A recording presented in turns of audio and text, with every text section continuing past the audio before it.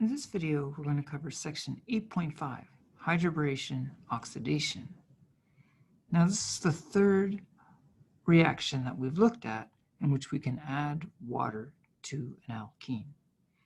But this is a method for achieving anti-Markovnikov addition of water. So this will place the hydroxyl group at the less substituted carbon, not the more substituted carbon. Similar to what we saw in the previous video, the reagents that are used in this reaction are carried out or used in a stepwise manner, meaning that the first reaction in which the alkene undergoes is with this borane and THF, tetrahydrofuran, as a solvent.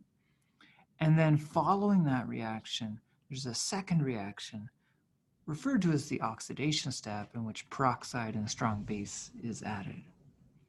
Like the oxymercation demercation, mechanistically, this is not a reaction that is really testable. We don't expect a full understanding of the mechanistic details because they are rather complex, but we will highlight some of the key mechanistic details so that you can, again, understand why we observe anti-Markovnikov addition and not Markovnikov addition for this particular reaction.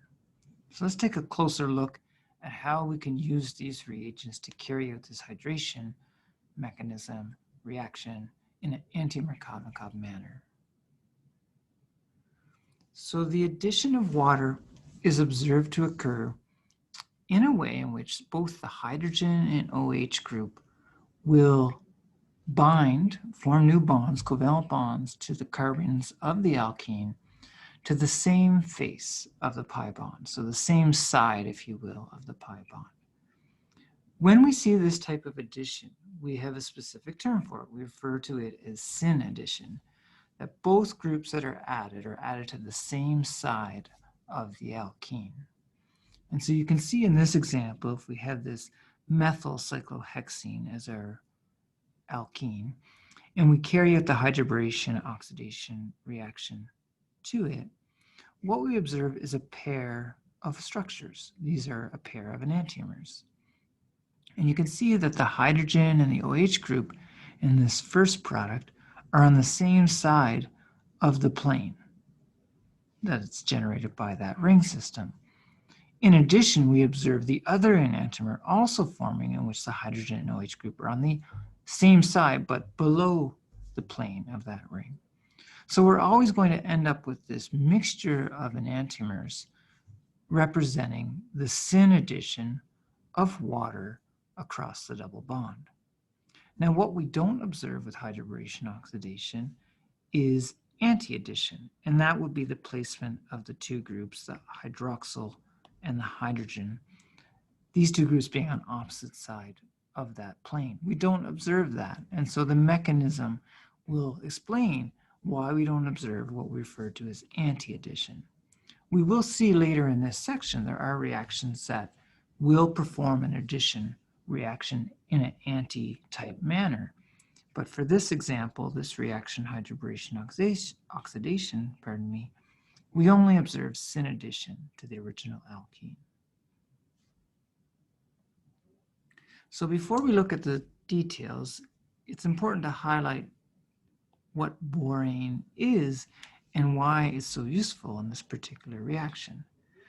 Well, recall that boron, only having 3 valence electrons in its outermost shell, it's only able to form 3 bonds to its nearest neighbors. Because of that, there is a single electron. We look at the hybridized model. This is an sp2 hybridized boron center, and that's because one of the p orbitals at the second level is empty. And so again, we can't hybridize empty orbitals. So we're left with 3 sp2 hybrids and an empty p.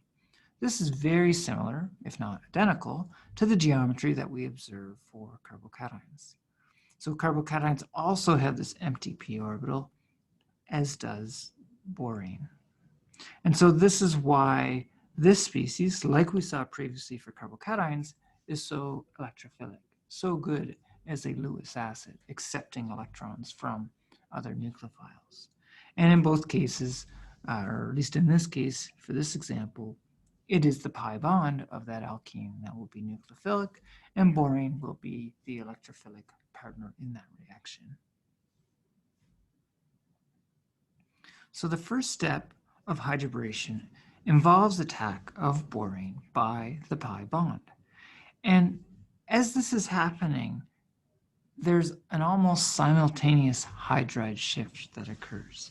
And so if we were to draw a reaction arrow or a curved arrow to show this particular mechanism, the pi bond is going to be attacking the boron center. And at the same time that that is happening, we're going to see an almost simultaneous hydride shift.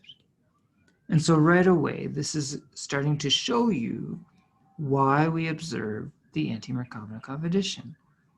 The hydrogen that is being added across the double bond is coming from borane, and it's ending up at the more highly substituted carbon. Now, there are two reasons why this occurs. There's a steric consideration as well as an electronic consideration. And so from an electronic standpoint, as this pi bond is sharing its electron density with this boron center, this boron center is going to take on a partial negative charge. It has more electron density around it than it did before it interacted with the alkene. At the same time that that electron density is being shifted towards the boron center, that's leaving this carbon center more electropositive, taking on this partial positive charge. And so as a result, there's no surprise that we're going to have this hydride shift to this particular location.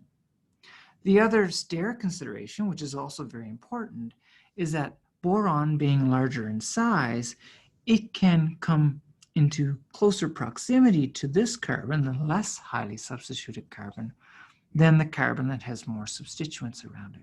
So there's a steric argument to be made as well as to why we see this placement of boron across from the least highly substituted carbon and not the more highly substituted. It's easier to interact with this carbon center than this carbon center. So sterically, that places this BH bond in this manner, and so it allows for the interaction of boron to the less highly substituted carbon, and the hydride shift will occur to the more highly substituted carbon. So what we observe in the hydroboration step is that our intermediate product, we have this hydrogen attached to the more highly substituted carbon. This hydrogen was the hydride from borane. And to the less highly substituted carbon, we have this BH2 group. Now this BH2 group will be replaced in the oxidation step using peroxide, hydrogen peroxide, and sodium hydroxide. So eventually we will have a hydroxyl group attached to this particular carbon. What we observe experimentally is that that hydroxyl group will be on the same face or same side as the hydride that attacked and now is forming that hydrogen to carbon bond. What we don't go into much detail is how this occurs. Now in the textbook there is a rather lengthy mechanism showing how this BH2 group is replaced by the hydroxyl eventually. We're not going to go into that level of detail for this particular video or in this course, but by all means, if you want to discuss it with me, we can set up a Zoom appointment to do so. So again, just to refer back to some of the stereospecificity that we observe with this reaction is that we observe the hydrogen and the OH group, we observe them being added to the same side of the pi bond. And that has a lot to do with the fact that the hydride from BH3 and the BH2 group are added across that double bond almost simultaneously. You know, there's that initial interaction of the pi electrons with the boron center, and that's quickly followed by the hydride shift. And so as a result of that very fast reaction between those two species, we observe this syn addition. We observe that these two groups add to the same side of the double bond. So when the BH2 group is eventually removed in the oxidation step and replaced by the hydroxyl group, we see this same stereospecificity, the same stereochemistry. And so really it is the concerted nature of that step that will place both the hydrogen and hydroxyl group on the same side of the double bond. And so that will lead to, as we saw, a mixture of enantiomers if a chiral center is formed. So when one chirality center is formed, we obtain both enantiomers because syn addition can take place from either side of the alkene or either face of the alkene with equal probability. Now, if we have two chiral centers that are in our final product, so in this particular example, there are two chirality centers with this alcohol. In this particular example, again, we're only going to observe 2 of the possible 4 enantiomers. For every chirality center, we have 2 enantiomers. So if you have 2 chirality centers, you'll have 2 to the 2, you'll have 4 enantiomers.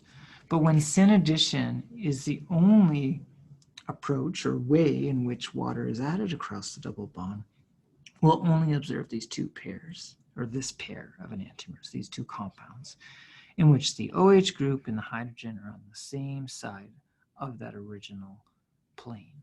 And so again, these are on the same side with respect to each other, as well as in this enantiomer, they're on the same side. We won't see the other 2 enantiomers because syn addition is an important part of this mechanism. So now we've looked at 3 different ways in which we can hydrate an alkene.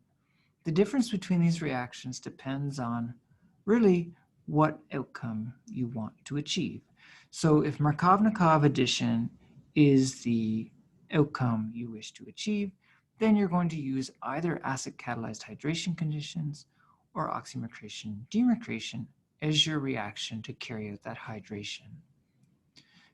Now, if rearrangements are possible from the carbocation through a acid catalyzed hydration mechanism, then you may want to use oxymercration demercration because carbocation rearrangements will be avoided using those particular reagents, that reaction.